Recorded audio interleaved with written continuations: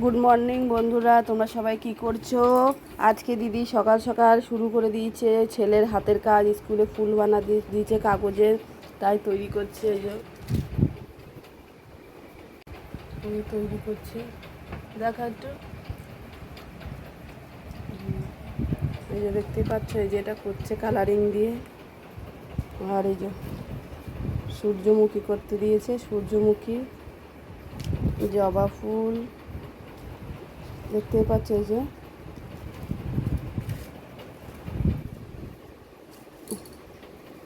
এটা কি ফুল?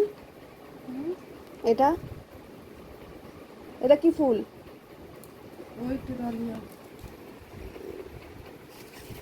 গোলাপ কালারিং, সাদা, লাল, হলুদ, এগুলোকে সব ফুলদানিতে নিয়ে তোমাদের আর একবার সব দেখাবো।